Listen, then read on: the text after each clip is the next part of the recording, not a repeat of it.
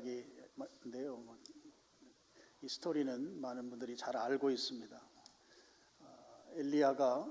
엘리야 당시에 왕이 아합이죠. 아합 왕 때 북왕조죠. 이스라엘에 바알 신이 들어오게 됩니다. 그 시돈의 이세벨이라고 하는 그 왕의 공주가 아합에게 시집 오면서 그 종교도 같이 이제 들어오게 됐죠. 이제 그러면서 엘리야는 그 바알 종교를 없애기 위해서 상당히 많은 노력을 기울입니다. 그 중에 이제 앞에 내용 보면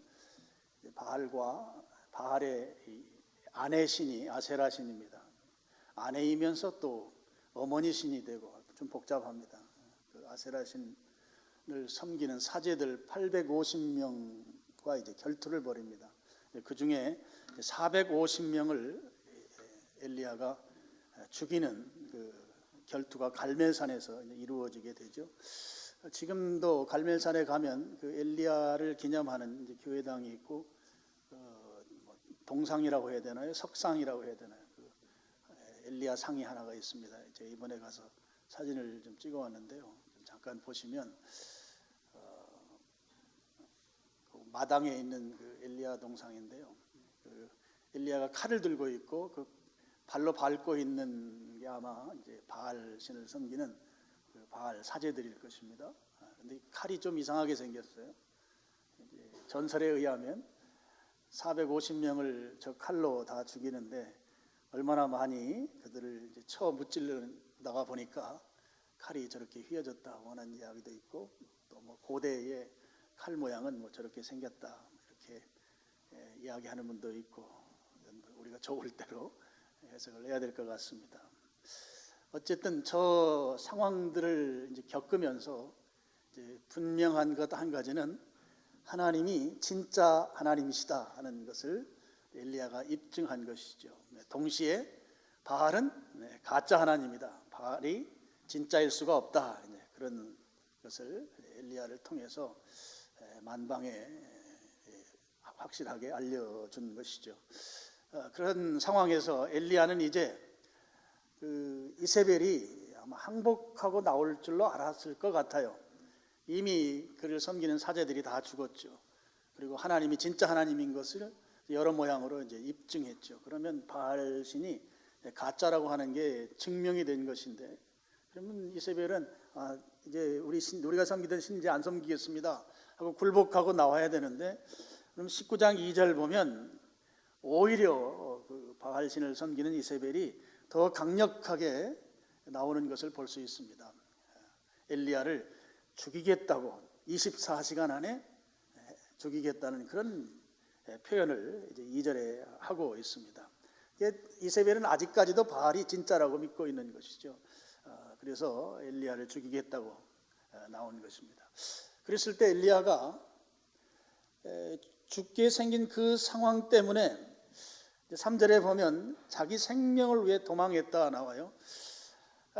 18장에 나오는 그 엘리야의 위용, 엘리야의 그 승리의 모습과 19장에 와서의 그 엘리야의 모습은 전혀 다른 모습을 지금 보여주고 있어요. 그 전까지만 해도 뭐 생명을 바쳐서 주님을 섬기고 하나님이 진짜이신 걸 입증했던 엘리야인데 19장에 와서 자기 생명 위해서 3절에 보면 도망했다 이렇게 표현이 되고 있습니다. 도망해서 북왕국인데 남왕국을 지나서 부엘세바라고 하는 지역까지 아주 남쪽 밑에까지 이제 내려온 것이죠. 아마 그 내려오는 과정에서 이 엘리야는 아주 심한 그 심리적 격동기를 겪지 않았을까 이렇게 생각이 돼요. 생명을 피해서 도망오면서 사환과 같이 오면서 왜 하나님을 위해 내가 열심히 일하고 주님 뜻대로 순종하고 또 450명이나 되는 바알 신 사제들을 다 죽여 없애고 그러면 이제는 그 우상을 섬기는 그 문제가 해결돼야 하는데 오히려 더 힘들어진 상황이 되는 그런 상황들을 엘리야가 반추하면서 지금 내 사역이 더 이상 주님이 인정하시지 않는 사역이 아닐까 뭐 그런 생각들과 함께 자기 자신에 대해서 의기소침해지고 또 주님이 인정하지 않는 것 같은 그런 결과들을 놓고 보면서 무기력해지는 그런 과정들을 엘리야가 이동해서 도망해 오면서 아마 겪었던 것을 이렇게 볼 수가 있겠습니다. 그래서 이제 4절에 보면 자기 자신은 이제 광야로 들어가, 사화는 부엘세바에 머물게 하고 광야로 하룻길쯤 갔다 그렇게 나오죠. 하룻길이면 보통 한 30km 정도를 따집니다.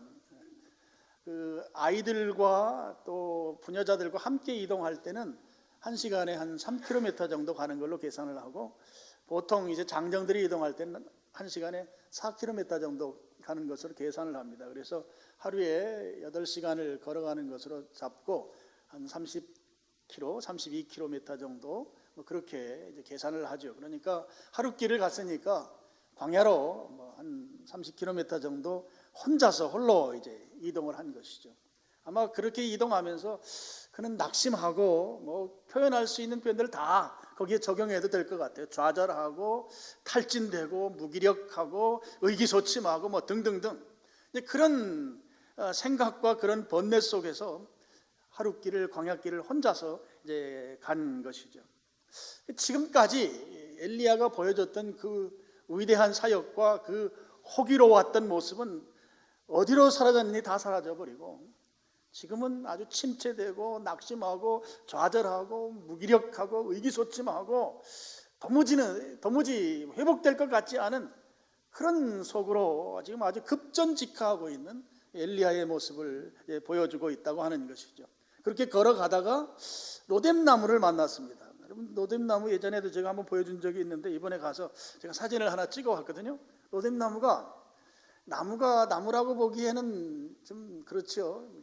큰 줄기가 없습니다. 그냥 쌀이나무 같이 저렇게 생겼어요. 광야에 물론 푸른 잎을 띠고 있는 그런 나무들도 있습니다. 그러니까 저런 나무 하나 발견하고 거기에 자리를 잡은 것이죠.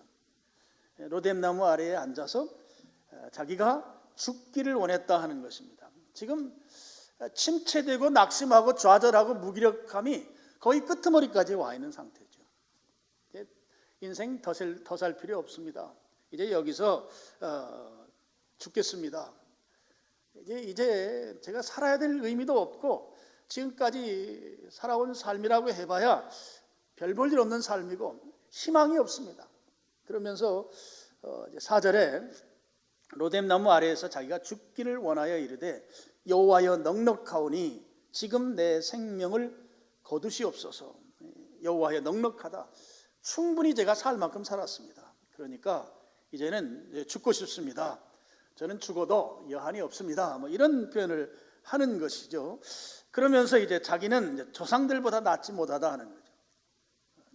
자기의 조상들은 우상을 숭배하던 조상들이에요. 예배를 회파한 조상들이에요. 그 조상들보다 나을 게 별로 없다고 하는 거예요. 이게 자기에 대해서 낮추고 아주 자기 자신을 이제 더 이상 주님 앞에 드러낼 수 없을 만큼 낮아진 모습을 지금 보여주고 있는 것이죠.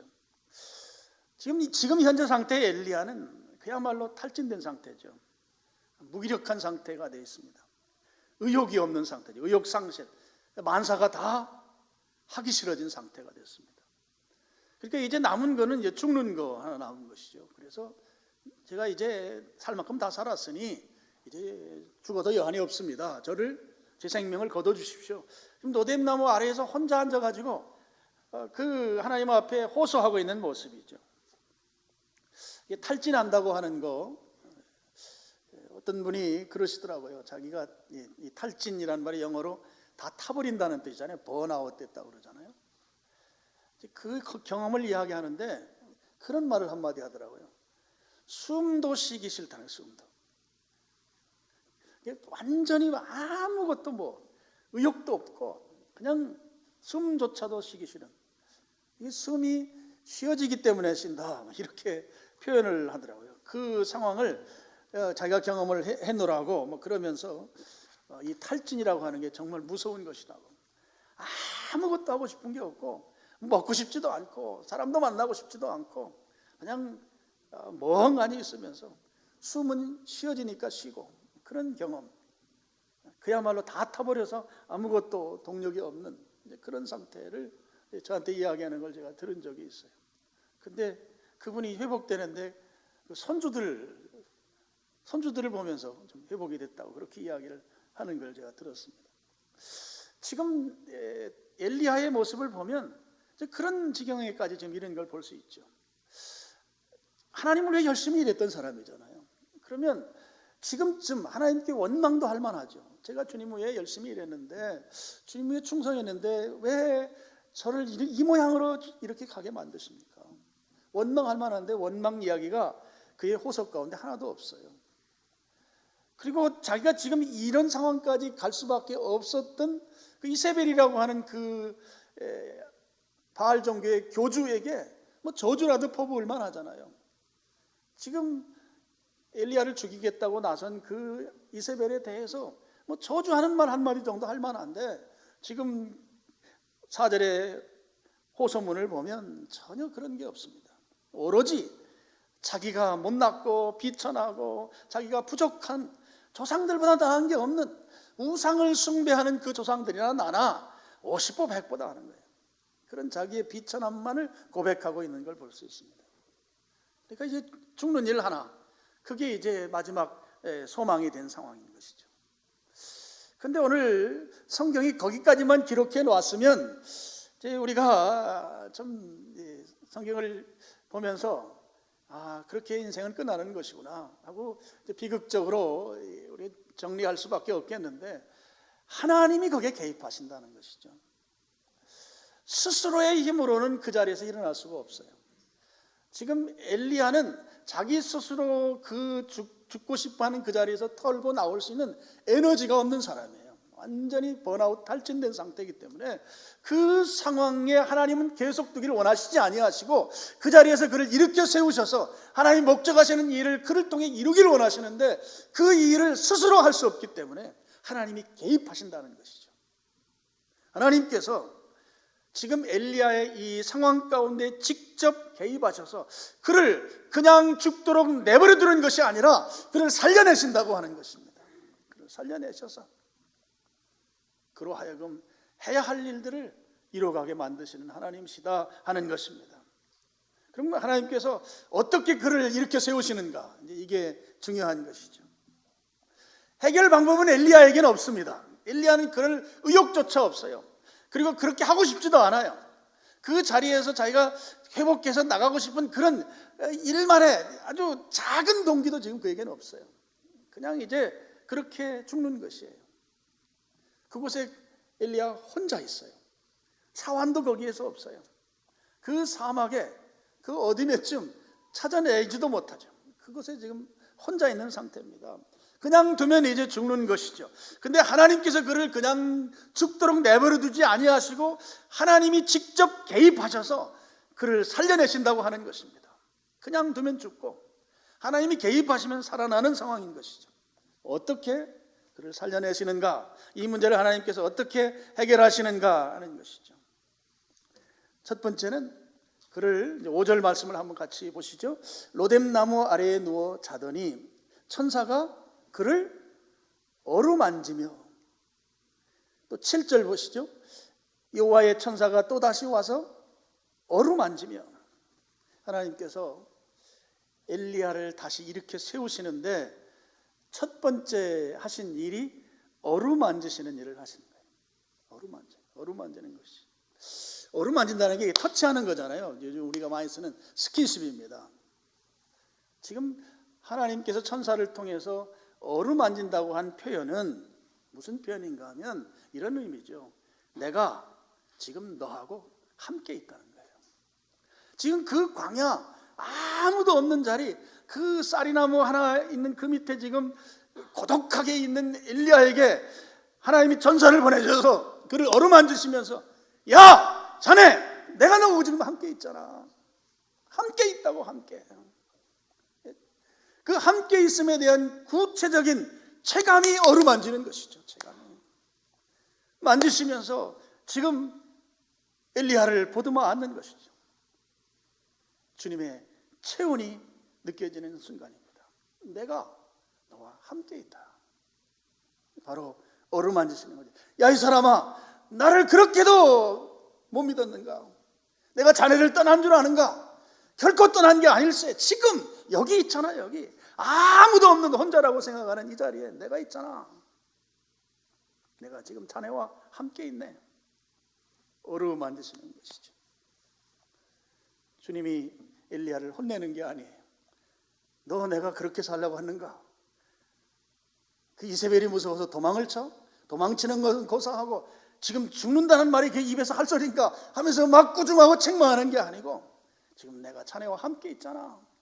구체적으로 느낄 수 있도록 함께 있잖아.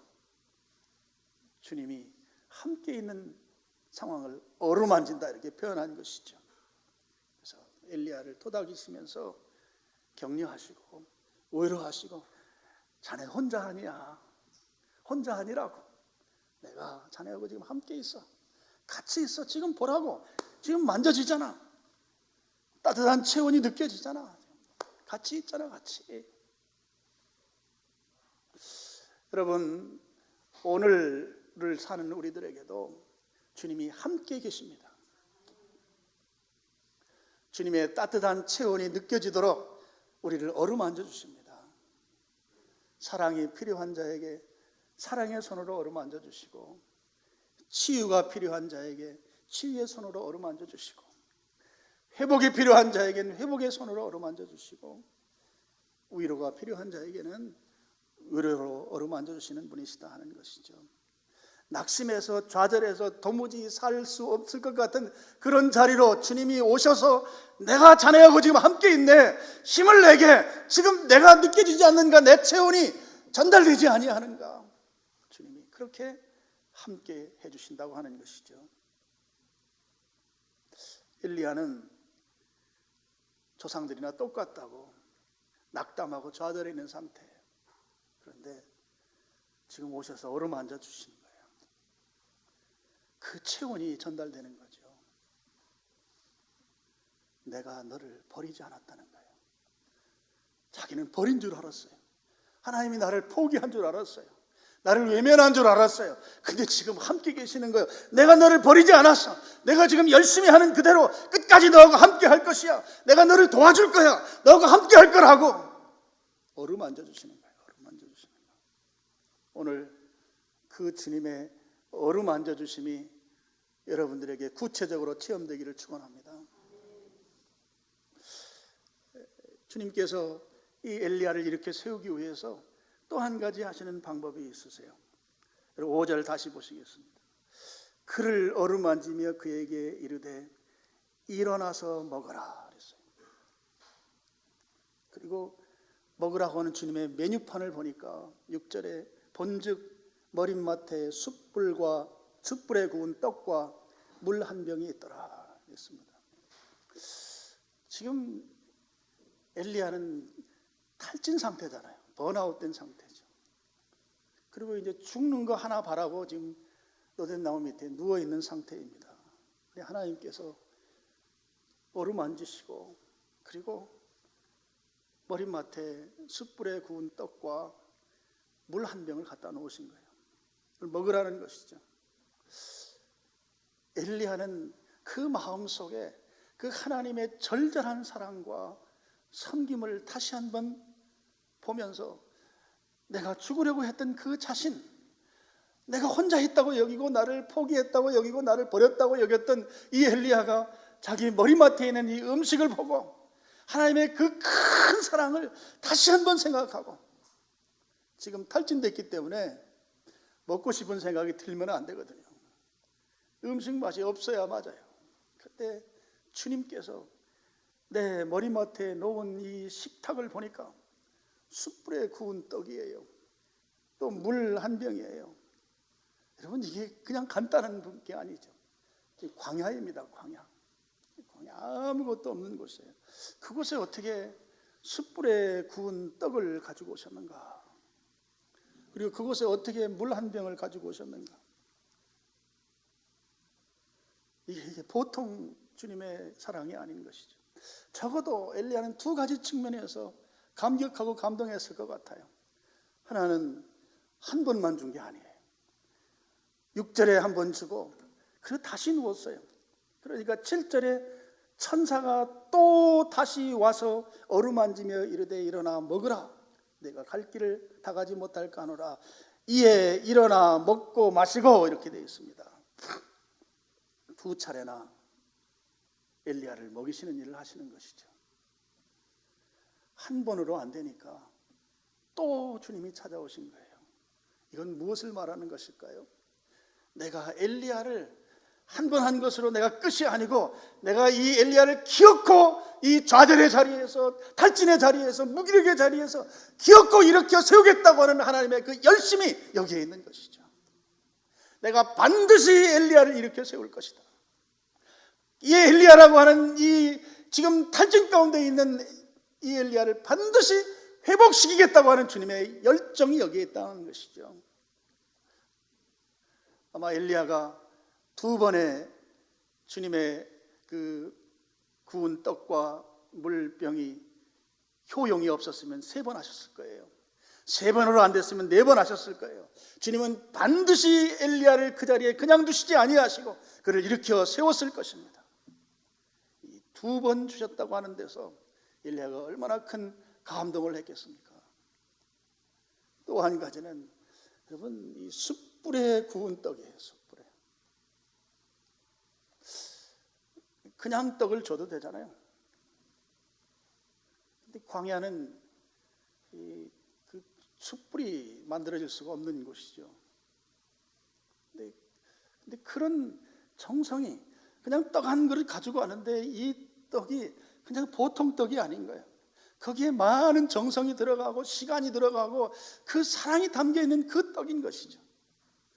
그 떡을 보는 순간에 그는 도저히 이 지역에서는 만들어낼 수 없는 이 떡을 주님이 특별하게 나를 사랑하셔서 준비해 오셨다는 거예요. 내가 여기에서 죽겠다고 하고 이제 다 포기하고 내 지금 이제는 나는 탈진돼서 무기력해서 의기소침해져서 더 이상은 살아갈 힘도 없는 나에게 하나님이 무슨 연고인지 무슨 은혜인지 숯불에 구운 떡을 갖다 주시고 먹고 힘내라는 것이죠. 그 떡을 먹으면서 그런 주님의 그 크신 사랑 앞에 눈물을 흘리면서 그 떡을 먹었을 것이에요. 나를 버린 줄 알았는데 이게 버린 게 아니에요. 나를 포기한 줄 알았는데 나를 포기한 게 아니에요. 이 떡과 물 속에 주님이 너를 결코 버리지 아니했다는 것이죠. 내가 너를 포기하지 않았다는 것이죠. 너를 내가 만약에 한 번으로 안 되면 내가 두 번 할 것이고 두 번으로 안 되면 세 번 할 것이고 세 번으로 안 되면 네 번을 할 것이고 너를 반드시 일으켜 세우시겠다고 하는 주님의 그 열정과 사랑이 그 떡 메뉴판에 가득 들어있다고 하는 거예요. 그러니 이 엘리야가 그 떡을 먹으면서 울지 않을 수 없냐고. 주님의 사랑이 너무 감격스러운 거죠. 나는 버림받은 줄 알았고 나는 안 쓰는 줄 알았다. 그렇게 열심히 하면 이세벨이 항복하고 나와야 되잖아요. 즉 포기해야 되잖아요. 바알신은 가짜라고 하는 걸 인정해야 되잖아요. 근데 오히려 자기를 죽이겠다고 바알이 더 센 신이라고 하면서 달려드는 이 모습 앞에 나는 폐기 처분된 줄 알았단 말이에요. 그런데 아닌 걸 알아요. 광야에서 주님이 숯불에 구운 떡을 가지고 오셔서 나는 여전히 너를 사랑하고 내가 여기에 누워있으면 안 되고 지금 죽을 수도 없고 너는 일어나야 한다는 것이죠. 이렇게 세우신 것입니다. 하나님이 여러분 떠나지 않으셨습니다. 포기하지도 않으셨습니다. 다시 일으켜 세우실 것입니다. 주님은 여기에 주저앉도록 우리를 내버려 두지 아니하십니다. 여러분 주님 버리지 아니하십니다. 포기할 것 같으면 예수님 믿게 하지도 않으셨어요. 그걸 아셔야 합니다. 좌절하지 마시길 바랍니다. 일어나시길 바랍니다. 주님이 여전히 엘리야를 일으켜 세우신 그 주님이 오늘 나를 일으키신다고 하는 걸 믿으시길 축원합니다. 포기할 것 같으면 예수님 믿게도 하지 않았다고요. 하나님께서 엘리야를 일으켜 세운 목적이 있죠. 하나님의 산으로 보내기 위한 것이죠. 바로 호렙산입니다. 모세를 만나 주셨던 그 산으로 이 엘리야를 보내셔야 합니다. 그곳에서 엘리야가 하나님을 만나야 되는 것이에요. 하나님을 만나서 하나님으로부터 미션을, 말씀을 받아야 되는 거예요. 지금 광야에 있으면 안 되는 거예요. 그래서 하나님의 산으로 가야 돼요. 하나님의 산에 가서 모세를 만나 주셨던 그 하나님을 엘리야가 만나야 되는 것입니다. 여러분, 엘리야가 하나님을 만나서 하는 이야기가 19장 10절에 있어요. 19장 10절. 그가 대답하되 내가 만군의 하나님 여호와께 열심히 유별하오니. 이 말이 무슨 말인가 하면, 지금 노뎀나무 밑에 오기 전까지만 해도 나는 정말 열심히 주님 위해 헌신하고 봉사하고 충성했던 사람입니다, 그런 뜻이에요. 그러면서 이는 이스라엘 자손이 주의 언약을 버리고 어떤 열심을 보였는지를 소개하는 것이죠. 이스라엘 자손이 주의 언약을 버렸다는 것은, 언약의 대표가 십계명이잖아요. 이스라엘 자손이 십계명을 한마디로 말하면 하나님만 예배하라는 계명이에요. 하나님만 예배하라. 나 외에 다른 신 두지 말고, 새긴 우상에게 절하지 말고, 하나님의 이름을 망령되이 일컫지 말고, 안식일을 거룩히 지키라고 하는 이 계명은 하나님만 예배하라는 것이죠. 하나님만 예배하라. 그런데 이스라엘 자손이 주의 언약을 버렸다. 예배를 훼손하고 예배의 자리에 나오지 않는 걸 말하는 것이죠. 그 다음에 주의 제단을 헐며, 제단은 예배 드리는 자리예요. 그 제단을 헐었으니 어디에서 예배를 드려요? 예배 드릴 수가 없죠. 예배가 상실된 민족, 그것을 살려내려고 내가 열심히 유별했다는 거예요. 열심히 하나님의 민족이 예배를 드릴 수 있도록 하는 일을 위해 열심히 했건만, 그런 뜻이죠. 그 다음에 칼로 주의 선지자를 죽였다. 주의 선지자는 하나님의 말씀을 전하는 사람들이잖아요. 이 사람들이 있어야 예배 자리에서 멀리 떨어져 나갔을지라도 다시 돌아올 수 있어요. 그들의 메시지를 듣고 회복되어 올 수 있는데 그 선지자들을 죽여버렸으니 이제는 영영 주의 전으로 다시 돌아올 수 없는 이런 안타까운 민족이 된 것에 대해서 열심히 내가 유별했습니다 하는 거예요. 주님께로 돌아와야만, 예배의 자리로 와야만 살 수 있는 우리 민족인데, 그들이 돌아오도록 내가 열심히 했지만 나 혼자밖에 없었습니다. 오히려 그렇게 주님 외에 열심히 살려고 한 나를 죽이려고 지금 하고 있습니다. 그런 뜻으로 지금 말하고 있는 것이죠. 여러분, 14절에도 똑같은 내용이 나옵니다. 언약을 버리고 예배 자리를 박차고 나가고 제단을 헐어버리고, 예배가 다시는 드릴 수 없도록, 나만 못 드리는 것이 아니고 다른 사람들도, 우리 후손도 예배를 못 드리게 하고 선지자를 죽이고, 선지자를 죽였으니 그들이 하나님의 말씀에서 떠났을 때 그들이 다시 돌아올 수 있도록 그들에게 메시지를 줄 메신저가 없으니 이 민족은 망할 수밖에 없는 민족이 된 것이죠. 그것을 안타까워하면서 열심히 유별하게 엘리야가 그렇게 헌신하고 수고했지만 결과는 엘리야가 기대하는 그런 결과를 가져오지 못한 상황을 지금 하나님께 호소하는 것이죠. 호렙산에서 하나님이 엘리야에게 말씀하십니다. 그 말씀 내용은 읽지는 않겠습니다만, 바알신을 섬기는 것, 그건 하나님 아니다. 동시에 하나님을 예배하는 예배의 자리로 회복시키는 일을 엘리야가 해야 된다. 이게 하나님 말씀인 것입니다. 이게 하나님께서 진짜 오늘 원하시는 것, 엘리야를 통해서 이루시길 원하시는 것은 예배를 회복하는 일을 하기를 원하시는 것이죠. 엘리야가 예배를 회복하고 이스라엘 민족이 예배를 회복하고 예배의 자리를 떠난 자들이 다시 예배의 자리로 오도록 하는 이 사명을 다시 주시기 위해서 하나님의 산으로 부르신 것이다 하는 거예요. 그래야 사니까, 그래야 그 민족이 주님이 기뻐하는 민족이 되기 때문에. 그래서 하나님은 로뎀나무 아래에서 엘리야를 죽일 수가 없으셨던 것입니다. 그대로 죽도록 내버려 둘 수도 없으셨던 것이죠. 그를 통해서 주님의 일을 이루어 가셔야 되기 때문에 엘리야가 혼자라고 그랬어요. 혼자. 근데 주님이, 하나님께서 혼자가 아니라는 거예요. 7,000명이 있다는 것이죠. 힘내서 열심히 하라는 거예요. 바알에게 무릎 꿇지 아니한 7,000명의 하나님의 사람이 있다는 거예요. 이 7천 명은 숨겨져 있다가 다 드러나게 되어 있는 사람들이에요. 어려울 때 드러나고 없는 것 같을 때 드러나서 하나님이 감춰뒀다가 이렇게 세우는 거예요. 그래서 주님의 일을 이루어가는 사람들이 있다는 것이죠. 뭐 어떤 경우에든지 오늘날도 마찬가지로 고독한 것 같지만 지지하는 사람들이 있고 또 그 일을 더 앞장서 열심히 하는 사람들이, 숨겨졌던 사람들이 드러나는 이런 일이 있다고 하는 것이죠. 그러니까 열심히 하라는 거예요. 너 혼자 하도록 내버려두지 않으신다는 것이죠.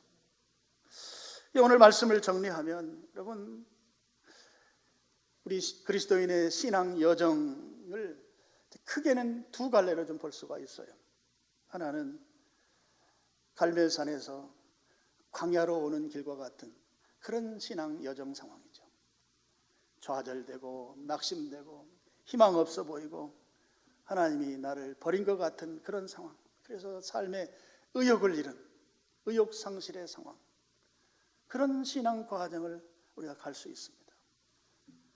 엘리야처럼 막 죽고 싶은 상황까지는 아닐지 모르지만 또 혹시 이제 더 이상 살 소망이 끊어진 그런 상황일 수도 있지만 어쨌든 내 삶의 상황이 절망과 좌절과 탈진, 또 의욕이 상실되고 무기력해진, 그래서 로뎀나무를 향해서 가고 있는 그 여정 가운데 있는 한 신앙의 케이스가 있을 수가 있고, 또 다른 하나는 말할 수 없는 중에 하나님의 은혜를 경험하고 광야와 같은 그 황망한 땅에서 내가 너와 함께한다고 하는 주님을 놀랍게 체험하고 새 힘을 얻어서 하나님의 산으로 향해 가고 하나님의 산에 가서 하나님을 직접 만나는 놀라운 체험을 한 후에 예배를 회복해서 새로운 기쁨 가운데 사는 그런 신앙의 여정을 가는 사람이 있을 수가 있어요. 두 개로 나눌 수 있습니다. 로뎀나무를 향해서 가는, 실망하고 좌절하고 낙심하고 무기력하고 탈진해서 가는 그런 신앙의 여정을 가는 사람이 있는가 하면, 동시에 그 자리에서 하나님의 놀라운 경험을 하고 하나님의 함께 하시는 그 은혜를 체험하고 하나님의 산을 향해서 40주 40야를 갔다는 거예요. 여러분, 하나님의 깊은 사랑을 체험하지 아니하면 밤낮을 걸어서 그 길을 이동할 수가 없는 거죠. 하나님이 나와 함께 하신다고 하는 이 확신이 그 숯불에 구운 떡 하나와 물 한 병만 가지고 그 에너지로만 간 것이 아니고, 주님이 나를 사랑하고 나에 대한 기대가 있고 나를 포기하지 않으셨다고 하는 그 주님의 놀라운 사랑을 체험했으니 하나님 만나고 싶은 간절함이 있는 거 아니겠어요? 그러니까 밤낮으로 가는 거예요. 밤낮으로. 그래서 주님을 만나서, 주님 만나보니까 너 지금까지 잘해왔다는 거예요. 예배 회복을 위해서 열심히 살아온 거 내가 그 인정한다. 앞으로 그 삶이 지속되도록 이 민족을 위해 내가 할 일이 있다고 하는 그 미션을 받아서 아주 활기차게 살아가는 이 한 여정. 오늘 나는, 여러분은 어느 여정 가운데 있습니까? 노뎀나무 쪽으로 가는 여정입니까? 아니면 하나님의 산 호렙에서 하나님을 만난 여정 가운데 있습니까? 노뎀나무로 간다 할지라도 걱정할 건 없습니다. 하나님은 그 자리에 그냥 우리를 내버려 두시지 않기 때문입니다. 내 힘으로는 그 자리를 벗어날 수 없지만 하나님이 우리를 포기하지 않으셨기 때문에, 하나님 우리를 버리지 않았기 때문에 그 자리에서 이렇게 세우신다 하는 것이죠. 그 자리에서 끌어낸다는 것이죠. 하나님이 하시는 거예요. 하나님.